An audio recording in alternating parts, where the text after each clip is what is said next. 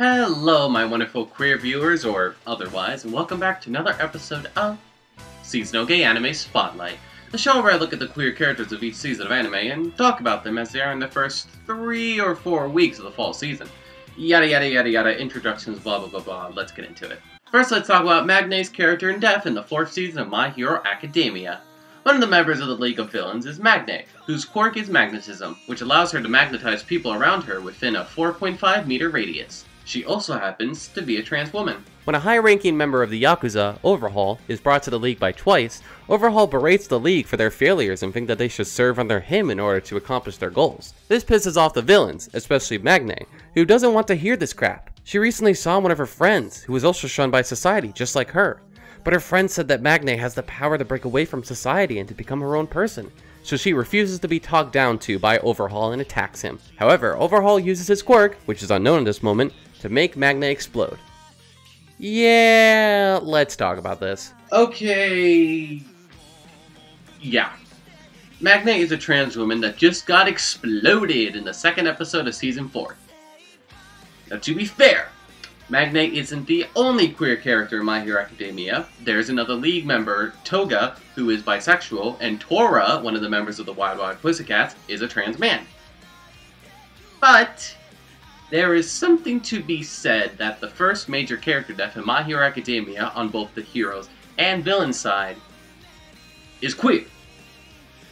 And it's only done for shock value to show just how strong this new villain is.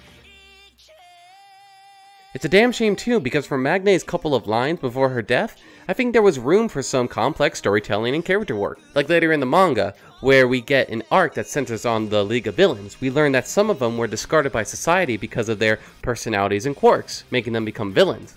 In Magne's case, shunned by society for being transgender, like her friend. This causes her to join up with the League of Villains to find a place that she can belong with a bunch of misfits. Now, becoming a villain because you're transgender is of course bullshit, however, as Tora, again a trans man, is a hero and is adored by his fellow members of the Wild Wild Pussycats. So villainy isn't the only option that transgender people discarded by society can take, and it would have been interesting to see Magne's complete backstory and maybe compare it with Tora's before he got surgery in Thailand. But alas, Magne is dead, and that's a damn shame. One thing that I do want to point out about Magne is her fellow League members' treatments of her. They all love her and respect her, calling her Big Sis Magne. They especially get super pissed at Overhaul when he kills her, especially Twice, who brought Overhaul to the group in the first place. I like how even though these guys are villains, they still respect the pronouns of their transgender teammate. You are bad guy, but this does not mean you're bad guy. In the end, even though I still love the shit out of My Hero Academia, and I'm excited to see some of the events that will appear in this 4th season, I'm a little disappointed that its first major character death is a queer character. Yes, there are still other queer characters in the show, but it just feels like wasted potential for a good character arc with Magne. I'm not angry at My Hero Academia. I'm just disappointed. Next up is Mrs. Hudson from Kabukuku Sherlock. A muscular and bearded drag queen who runs the club and bar that our characters frequently visit to drink and do business. He also exhibits almost every single stereotype that you can have with a flamboyant, muscular drag queen. He's treated as comedic relief, the characters who meet him for the first time are weirded out by him, and Mrs. Hudson flirts with some of the male characters at inappropriate times and in harassing ways. The only thing that I can give the anime with this character is that he's a lead character. That doesn't always happen for queer characters in non-queer anime. But it's nothing but constant stereotypes, and I'll just be skimming through the episodes this season to check up on the character, because the anime itself is really bad. Why is Sherlock doing Rakugo? Thankfully, this season doesn't just consist of a queer death and a ridiculous stereotype for queer representation, because one that surprised me is Yuta and a few other elements from Stars Align. From what began in the first episode, I thought that Stars Align was just going to be a cutesy slice-of-life sports anime about a middle school tennis team. Actually turned into something much deeper by the end of the episode. From the first 3 episodes, Star Align is setting itself up to deal with lots of big themes surrounding its characters. Not only do these themes include domestic abuse and parental neglect, but also homophobia in school and gender expression. On the homophobia end, Yuta, friend of the tennis club's captain Toma, seems to have a crush on him. He's always with him and watches him from afar. In the beginning of the 2nd episode, we see Yuta getting beat up by 3 bullies. One of the bullies warning not to get close to him, although they turn gay too. Toma arrives though to scare off the bullies. Later in the episode, Maki, our main character and ever the observant one, asks Yuta if he has a crush on Toma. Yuta tries to deny this, but Maki says that Yuta should like whoever he wants. He then changes the subject and asks Yuta to be the club's manager, which he ends up doing. What I really love about this confirmation of Yuta's queerness is how refreshingly matter-of-fact it is. Again, Maki is very observant, and he bluntly asks Yuta if he likes Toma. Even though he says that it's fine if he does when Yuta denies it, Maki understands that Yuta is probably uncomfortable talking about it, so he quickly changes the topic. Again, it's amazing how matter-of-fact and blunt the writing is in telling us that Yuta is gay and has a crush on Toma.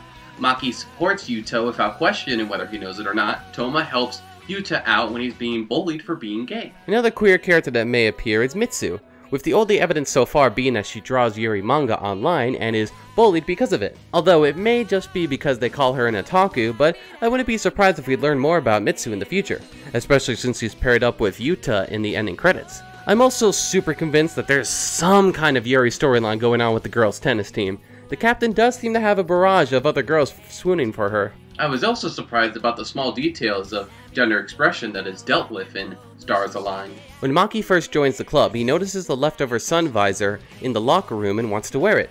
When Toma tells him that only girls wear sun visors during tennis, Maki says that he doesn't care. He just likes it. Even when one of the members of the club calls him a girl for wearing it, Maki isn't fazed by it. Again, just like with Yuta, I love how matter-of-fact this is and how unique it is to this genre. Maki likes the sun visor and wants to wear it. Toma says that sun visors are for girls, and Maki says he doesn't care. Again, it's really refreshing. And I swear, we are going to learn more about this boy here. His moves are too fabulous and feminine for the show not to talk about it at some point. In the end, besides dealing with heavy themes like domestic abuse and parental neglect, Stars Align is gearing up to be a surprise anime that deals with queer characters and elements. So far, the only confirmed queer character is Yuta, but I wouldn't be surprised if any others show up. And between Maki's sun visor and the fabulous moves of this guy, I think we'll get more in our themes that deal and deconstruct society's views on gender expression.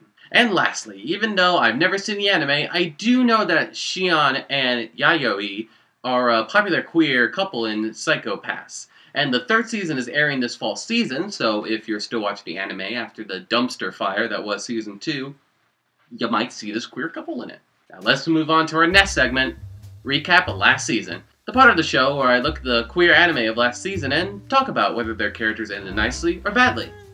But that does mean that there are spoilers ahead. You have been warned. Let's start off with Momoko from Oh Maidens in Your Savage Season. With an anime that is about 5 high school girls discovering sex for the first time, it's best to each have their own unique problems with this topic. And thankfully, the anime takes queer women into account with Momoko. As the anime goes on, we get more and more confirmation that Momoko is gay and has a crush on Sugawara. When a boy at cram school takes her on a date, Momoko does not have a good time. One, because the boy is just the worst. And second, Momoko says that she doesn't like boys. She can't understand why anyone would want to date a guy. They have weird muscles and pores. After all, girls have smoother skin and they are soft to pet. I was so proud of her when she told that boy to get the hell out of her life and leave her alone. That's my girl. Unfortunately, at different times, Momoko is reminded of the heterosexual viewpoints that her friends in society have. Sugawara says that people can't have sex with friends, and when Momoko asks her best friend Kazuya that if the world is going to explode unless she has sex with 1 or 2 people, their teacher and advisor, or Momoko herself, who would she choose? Kazuya says that of course she'd have sex with their male teacher over Momoko, who is a girl after all. This sends Momoko on the tipping end, with no one to turn to with processing these feelings that feel so foreign to the rest of the world. This all comes to a head when, over the phone, Momoko admits to Sugawara that she likes her. When confronted by the stupid red-haired boy again, he grabs Momoko's arm, with Momoko having none of this. She tells Sugawara over the phone that she feels dirty now, and wants her to touch her arm to make it clean again. Hearing this confession, Sugawara, who's also going through some heavy shit right now, seriously, fuck this guy, doesn't know what to say to Momoko, but she doesn't even get the chance as Momoko hangs up the phone and too embarrassed to stay on the call. Momoko starts to cry, thinking that her friendship with Sugawara is over. She'd never accept Momoko now that she knows how weird and gross she is. This all comes to a head, like all the other storylines, in the final episode, when Momoko realizes that her confession to Sugawara only made Sugawara want to confess her love for a boy named Izumi. She of course gets upset at herself. She doesn't want Sugawara to confess, she doesn't want her to belong to anyone, even if Momoko gets hurt in the process. When the two, after all the chaos, are alone in a classroom, they talk about everything. Momoko realizes that Sugawara is taking her confession seriously.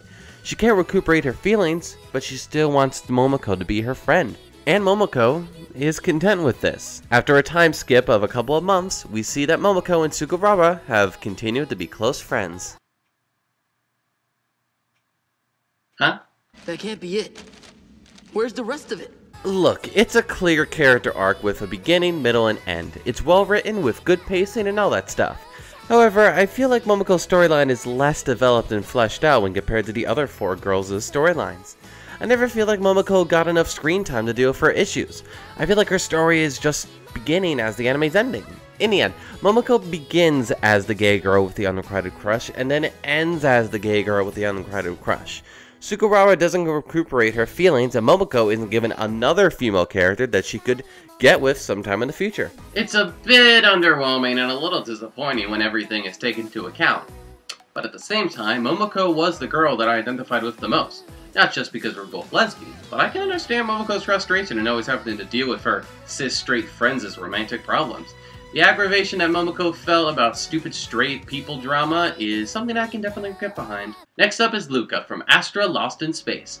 Almost every character in Astra Lost in Space has an interesting and sometimes tragic backstory, usually connected to an strained relationship with their parents, and Luca's backstory might be the most unique of them all. When having a gun pointed at him by Olgar, Luca tries to convince him that they both have something in common, the hatred they receive from their respective fathers. Luca does this by taking off his vest and showing Olgar, and all the other characters, that he has breasts. He explains that he is actually intersex, having both male and female attributes, which is the reason why he's always wearing a vest and didn't swim with everyone else in the previous episode. Luca explains that he's adopted, and when his family discovered that Luca was intersex, his father rejected and disowned him. Thankfully though, Luca has come to love his identity and body. Even though he still identifies as male, he has no desire to get rid of his breasts or any of his other female attributes. He is who he is, and he loves himself for it. Even after we learn that Luca's biological father made his clone, don't ask, it's a long story, to have both male and female attributes because it fascinated him, we see that this still doesn't bother Luca. In the time skip after the end of the anime, we see that Luca's personality and expression exhibits both male and female qualities, now being out about his identity and not hiding it from the world. Even in the present, all the other characters accept Luca's identity and don't treat him any differently. Though in one of Eris's diary entries, he's a little insensitive when she says that knowing who Luca is now like there's another female friend around. That's not the best, but Luca does become more open and happy now that his identity is known by the others. Luca being intersex is a representation that I don't think I've ever seen portrayed in media. The representation is really great and positive for the character. Though I do have to dock some points from this adaptation, as the anime fails to mention the fact that in the manga, Luca admits that he finds Eda is cute and Kanata hot. Luca is bisexual as well as intersex, but for some reason, the anime fails to mention that first part. Next, let's talk about Tony from Copcraft. Holy shit, I completely forgot that this anime was a thing until I went through the season list to find all the queer characters. But can you blame me? The anime was pretty generic and easily forgettable, some questionable fanservice scenes included, and Copcraft's gay character can also fall under this generic line. Tony is a generic, flamboyant, camp gay character. He likes to flirt with men, and even suspects when he is interrogating them. It's also said that he can't keep a steady relationship going. Honestly, the biggest problem that I have with this character is one that I have with the anime as a whole, on top of many others. It's that it doesn't want to devote screen time to its arguably more interesting side characters than its extremely boring main characters. Including Tony, I wanted to see more of Tony's partner, more of Kei's ex-wife, and these two smoking hot policewomen. I like how they have connections with strippers and prostitutes around the city, but you have men who try to harm them. But my point being is that Tony is just a generic, flamboyant, camp gay character because he's not developed much past that. None of the characters are. There's probably more to these characters, including Tony, in the original light novels, but whether or not there is, Tony is just a generic, camp gay character. Nothing wrong with that, but nothing special about it either. Next up is one that I'm really excited to talk about. Mafuyu, Uyama, Haruki, Akihiko, and Ugetsu from Given. Oh yeah, you better fucking believe I love Given. It's a yaoi/BL anime that does the complete opposite of everything that I hate about the genre. In the 11 episodes that we got from Given, our 4 main characters are all queer, including one supportive character. This part will take a while, but I'm super excited to talk about it. We'll start off with Mafuyu, and in relation, Yuki. As the anime goes on, we slowly get to know more about Mafuyu and why he has such a quiet and reserved personality. In one episode, we get flashbacks of him when he was younger and his childhood friendship turned relationship with Yuki.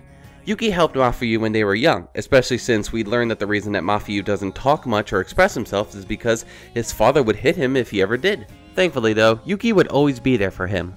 The two formed into a relationship in middle school, spreading rumors around the school. But the two of them didn't care, they loved each other. That is until the two of them got into a major argument, the reason of which we still don't know yet. This got so bad that one night, Yuki drank too much and hung himself. In the present, Mafuyu has managed to put the past behind him and look more towards the future. He sings his songs at the band's first live performance, reconnects with his old friends, and enters into a relationship with Uyama. It's actually thanks to Uyama that Mafuyu was able to leave the past behind. He brought Mafuyu out of his shell by becoming his friend, telling him to join the band, spending time together, and loving him. At the end of the anime, Mafuyu is determined to learn more about music and help the band become successful. Mafuyu is a character full of tragedy, but one who is able to move past it. He's a different and better person than when we first met him, being in a loving relationship with Uyama at the end of the show. Speaking of which, Oyama is my poor gay son who is having all of the gay struggles. It's thanks to Mafuyu's singing that Oyama got inspired about music again, especially with writing it. He grows closer to Mafuyu to the point where he gets a crush on him, actually getting jealous when he learns that Mafuyu was in a previous relationship with a boy in middle school. And he himself, because of Japanese society, thinks that being in love with another boy is wrong. But thanks to the advice of Akihiko, who straight up tells Uyama that he's bisexual, he's able to come to terms with his feelings towards Mafuyu. Right before their band started their first live performance, Mafuyu and Uyama got in a little bit of an argument, causing Mafuyu to accidentally break one of his guitar strings. Thankfully though, the guitar is fixed and Mafuyu was able to gain the courage to sing at the concert, astonishing the entire audience and his bandmates as well. Afterwards, Oyama embraces an exhausted Mafuyu, kisses him on the lips, and says how proud he is. The day after the concert, when the night's events finally catch up to him, Oyama brings his gay panic, constantly blushing in front of Mafuyu, but still embracing him when Mafuyu gets sick. And when Mafuyu takes Oyama to the beach, something that Yuki did with Mafuyu in the past, Mafuyu confesses his own feelings for Oyama, and he is happy to know that their love is mutual. Oyama's story in Given perfectly complements Mafuyu's story.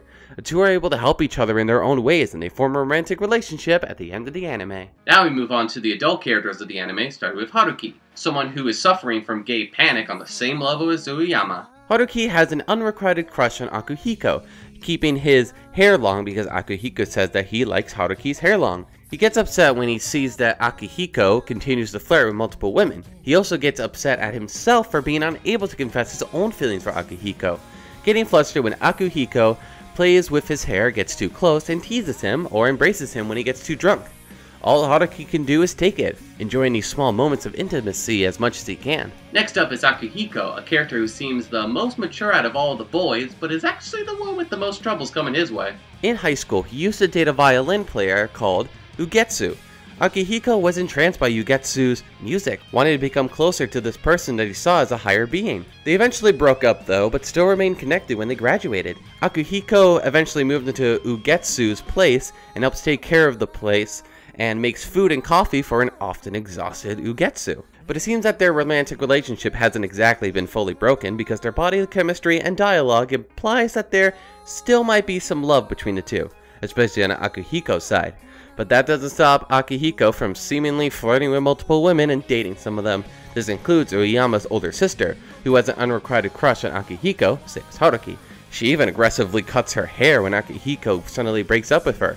Akihiko is a man full of mystery, always playing to everyone's sides.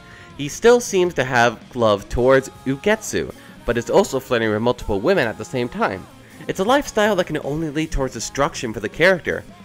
But I think Akihiko already knows this. He's content with his lifestyle.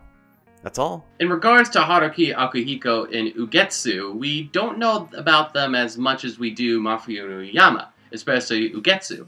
Mostly because their stories are done later in the manga that the anime didn't cover. This will eventually be rectified in the Given movie that's coming out next year that seems to be focusing more on the older three boys. But in the end, Given is an anime with fleshed out and realistic queer characters. It makes me happy that there's another yaoi/BL anime that I love that isn't just Dokusei, making me eagerly anticipate the movie coming out next year, and anything else that the franchise will give me. Next up is Momiji, Haru, Ayami, and Ritsu from Fruits Basket. It's finally time to talk about the 2019 reboot of Fruits Basket. And just like in the old anime, there are a bunch of queer characters to be found with our zodiac animals. First is Momiji the rabbit, who enjoys cross-dressing. He likes to dress in cute clothing and doesn't care if someone mistakes him for a girl. Even on his first day of high school, Momiji can be found wearing parts of the girl's uniform, despite the protests of the student council president. Thankfully though, he has Haru with him, as the 2019 adaptation delivers us the greatest joke in anime history, now in HD. Speaking of Haru the ox, he is bisexual.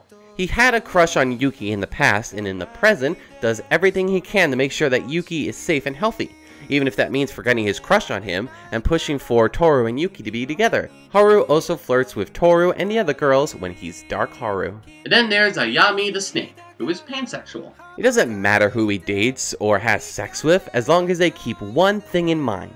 And what would that be? Well, when sexual relationships take a head in the high school, Ayami decides that there's only one thing to do to quell the boys' sexual desire. They should take it all out on him. Ayami doesn't care because he is a power bottom. Aside from that, it's hinted that Ayami may have a female partner in the present, but he also likes to flirt with Sugure at the same time. The thing that I like about these three queer characters is how they are written, that their queerness isn't the only thing about their character, it's just a small part of it.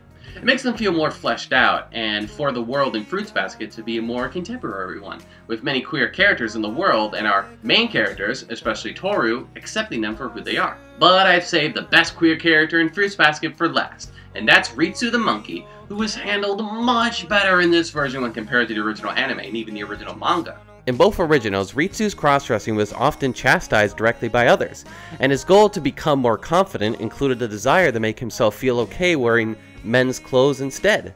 Ritsu is a nervous wreck, partially due to the sheltered upbringing that his mother gave him, so wearing women's clothes outside is to prepare him for eventually wearing men's clothes.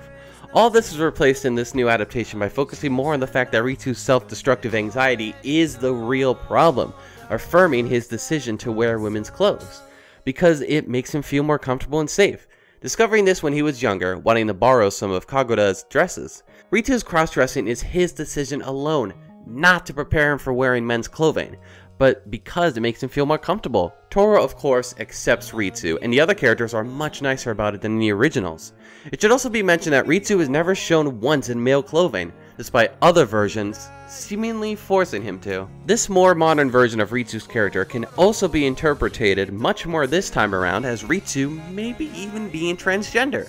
The changing of dialogue and Ritsu's change of loving his own cross-dressing does have hints of him being transgender. Nothing is outright said in the anime, but I can draw my own personal transgender experiences from Ritsu, so it's really easy to see how people would interpret that in this new version. Not to mention the fact that his first encounter and friendship with Mitsuru, Sugure's editor, can be interpreted in a different way in this new version as well. Mitsuru doesn't figure out right away that Ritsu is a guy, but she still seems to blush around Ritsu regardless, like she doesn't care if Ritsu is a man or a woman.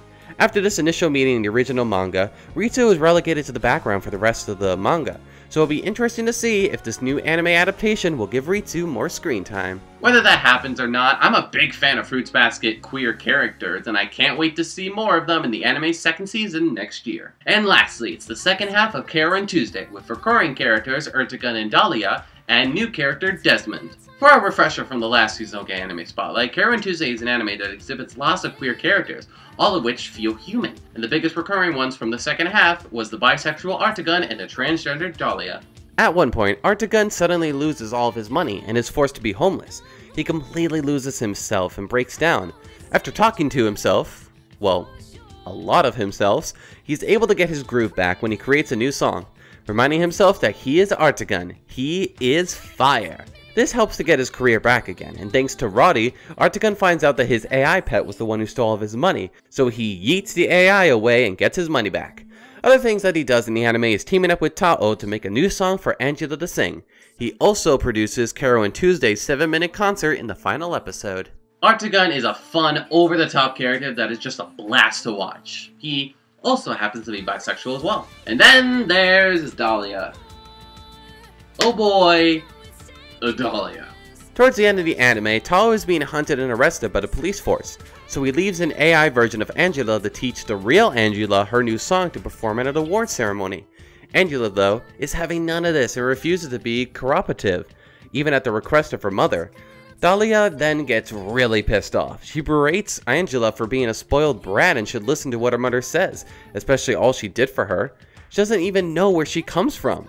And if it wasn't for the heart attack, I'm pretty sure that Dahlia would have hit Angela, like she used to do in the past. This heart attack, though, kills Dahlia, being one of the catalysts that sends Angela into a breakdown that happens in the last few episodes. And as for that doesn't know where she comes from, it turns out that Angela was the second genetically engineered baby that came from some professor or whatever, Tao happening to be the first experiment. Yeah, it doesn't really make sense, and it kind of comes out of nowhere. This conclusion wasn't really done well, and well, that kind of goes for Dahlia's character as well. She's a transgender mother who was going to abuse her daughter again, just like she did in the past, but she ends up dying from a heart attack in the end. It's not really the best ending for the character. Again, it feels human, not negative representation, but it's also not the best in the end. Thankfully, though, there is another character that suffers from Martian androgyny, the singer Desmond, who greatly contrasts from Dahlia's character. Desmond is a singer who has embraced their androgyny, feeling like it's a missing part that's finally returned to them, ultimately leading them to identify as non-binary. This allows them to live a peaceful life, even after they lost their male partner to a disease. Inspired by Carol and Tuesday's music, he invites them to their garden before their disease can take a hold of them again. He sings a song for them and then slips into another coma. However, in the last 2 episodes of the anime, after hearing Carol and Tuesday's song for the concert, they wake up again and perform in said concert in the final episode. Desmond is one hell of a memorable character, despite only showing up in 2 episodes. Even though their life is full of tragedy, their disease, and their dead lover, they are able to move past that and accept everything about themselves, allowing them to live a peaceful existence, making them one of my favorite characters in Carol and Tuesday. In the end, even though Carol and Tuesday's queer characters and elements are mostly in the background and some aren't exactly the best, it is still great to see the different diversity in the anime, both the good and the bad. It helps the anime feel more modern, and I really like it for that. And now we've reached our last segment of the show, Shadow's Heterosexual Pick. The part of the show where I pick an anime that may not have the best queer characters in it, but it's still pretty good.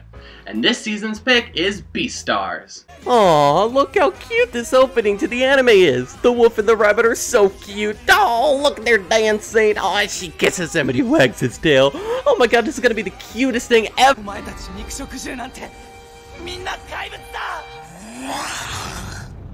Oh. Huh. Oh?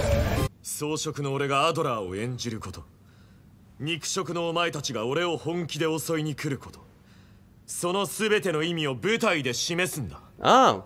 大丈夫よ。多少手荒でも私ちゃんと楽しむわ。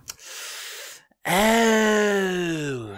All jokes aside, Beastars is basically like Zootopia, but anime, and PG-13, and in a high school setting.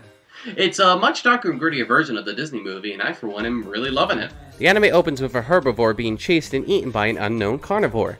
And from there, we learn all about the difficulties of carnivores and herbivores living together in a high school setting. They don't always get along, they get into fights, they blame the others on things. There are stereotyping, and there are different offensive comments directed at both sides. We learn how this society operates and how different animals are treated based on the nature of their species, and how these characters both fall into this nature and also try to break away from the stereotypes. My favorite being centered around Haru's character so far. I also love the small little details sprinkled throughout Beastars. Like when someone accidentally almost steps on a little critter and we see they eat lunch in the cafeteria in a big tree, saying that they have to stick to the walls in order not to get stepped on by the animals that ignore them. And Lego C's struggle with his predatory instincts and what he almost did to Haru one night is his constant struggle, especially as him and Haru seem to grow closer. Beastars is gearing up to be an anime with so many complex layers. It has an interesting society where carnivores and herbivores struggle to get along. And it really seems like it can cover themes seen in our own society much more realistically and maybe even a little better than what was seen in Zootopia.